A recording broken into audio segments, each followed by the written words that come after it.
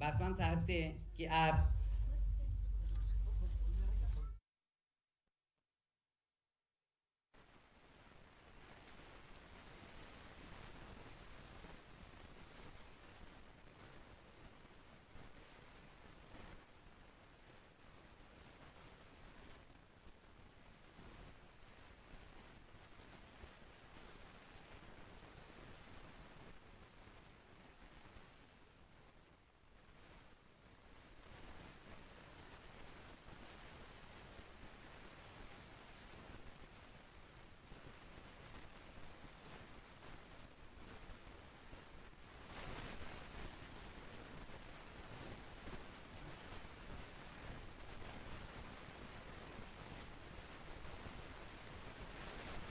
के दोनों बेटों को अनुकंपा नियुक्ति राजस्थान की सरकार ने दे दी और जो सहायता उनको मिलनी चाहिए थी वो सहायता भी उनको मैक्सिमम आज तक के राजस्थान के इतिहास में किसी घटना में नहीं दी गई, वो पैकेज उनको दिया गया। पूरा परिवार उनको संतुष्ट है और राजस्थान पुलिस से केस तुरंत लेकर के एनआईए ने वो केस ले लिया। आज तक कोई नतीजा नहीं। तो देश के गृह मंत्री इस मुद्दे को वापस छेड़ करके क्या साबित करना चाहते हैं? ये तो उनकी विफलता है कि वो 12 महीने बाद में भी उन हत्यारों को कोर्ट में ले जाकर के फांसी के फंदे तक नहीं पहुंचा पाए। बट वो अपनी गलतियों को छिपा करके केवल और केवल धार्मिक उन्माद फैला करके आगामी विधानसभा के चुनाव में अपनी राजनीतिक रोटियां सेकना चाहते हैं, जिसमें वो कभी कामयाब नहीं होंगे।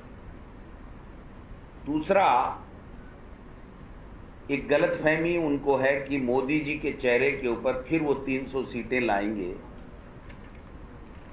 ये जो बयान दिया गया है वो बौखलाहट का बयान है, डर का बयान है और एक आडंबर दिखाने का कि हम अभी कमजोर नहीं हुए हैं। क्योंकि जब से विपक्षी पार्टियां एक हुई हैं और पटना में उनकी जो विपक्षी एकता की जो मीटिंग हुई है उसके बाद में ये बौखलाए हुए हैं। पंजाब, हिमाचल, कर्नाटक के चुनाव के बाद में इनको पता लग गया है कि अब कहीं भी मोदी जी के चेहरे का या मोदी जी के काम के आधार के ऊपर इनको वोट नहीं मिलेगा। इसलिए वो दिखाना चाहते हैं कि अभी भी हम कमजोर नहीं हुए हैं, 300 सीटें लेकर के आएंगे। इस तरीके का गलत बयान उन्होंने दिया है। एक बात ये भी छेड़ी है उन्होंने कि हमने राष्ट्रपति आदिवासी महिला को बनाया है। अच्छी बात है, आपने आदिवासी महिला को बनाया, पूरे देश ने स्वागत किया। बट नई लोकसभा के उद्घाटन में आपने उनकी बेइज्जती करने का काम किया, पूरे राष्ट्र को अपमानित करने का काम किया। यह भी अमित शाह जी को और भारतीय जनता पार्टी को नहीं भूलना चाहिए। उन्होंने ये भी कहा कि किसानों और जल जीवन मिशन में हमने बहुत काम किया और गजेंद्र सिंह जी बैठे हैं, इन्होंने इतने करोड़ का काम कर दिया। ये भूल गए कि ये राजस्थान है। राजस्थान में आप कह रहे हो जल संसाधन मंत्री यहाँ का है और राजस्थान की भौगोलिक स्थिति और जो क्षेत्रफल 15-15 किलोमीटर पर बाड़मेर, जैसलमेर में ढाणियाँ हैं, वहाँ पानी का कोई सोर्स नहीं है। तो पूरे देश में समान 50-50% का रेशो स्टेट और सेंटर का रखना और उसके बाद में गजेंद्र सिंह जी के यहाँ से मंत्री होकर के भी ईआरसीपी 13 जिलों की जो पेयजल और सिंचाई की सुविधा के लिए था, उनकी परियोजना को रोकना, राष्ट्रीय परियोजना नहीं घोषित करना, देश के प्रधानमंत्री का 2 बार अजमेर और जयपुर में वादे के बावजूद। तो क्या वो ये कहना चाहते थे कि ये गजेंद्र सिंह जी को याद दिला करके, जल जीवन जल मिशन की याद दिला के जो बात वो करना चाहते थे, उनको राजस्थान को हमेशा से ये मांग रही है कि इस पानी के मामले में विशेष राज्य का दर्जा देकर के पैकेज दिया जाए। आज जब वो 9 साल से सत्ता में है और जल संसाधन मंत्री सौभाग्य से पहली बार राजस्थान का है देश का, तो क्या उनको कोई विशेष पैकेज पानी की व्यवस्था के लिए नहीं देना चाहिए था?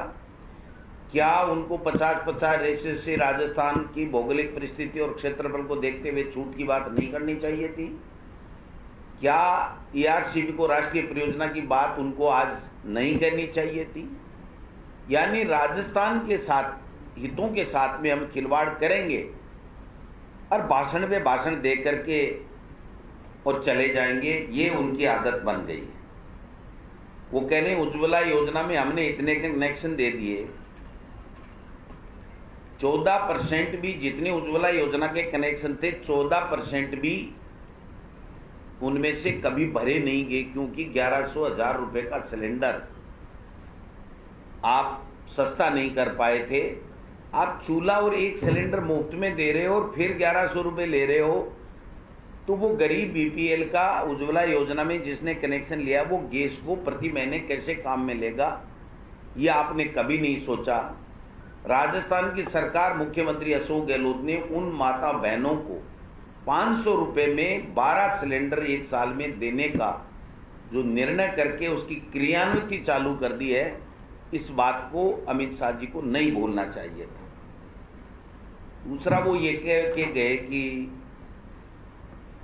अशोक गहलोत जी तो वैभव गहलोत को मंत्री बनाना चाहते थे। मंत्री तो वसुंधरा जी अपने बेटे को भी बनाना चाहती थी।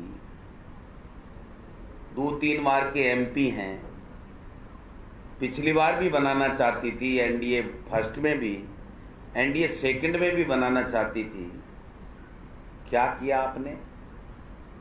आप दूसरे पे तंज कर सकते हो, लेकिन आप जो कर रहे हो या आपके यहाँ पर जो चल रहा है उसके बारे में आप कोई शब्द नहीं बोलते हो, उसको छिपाना चाहते हो। उन्होंने कहा, कल नड्डा जी ने भी कहा, इन्होंने भी कहा कि साहब ये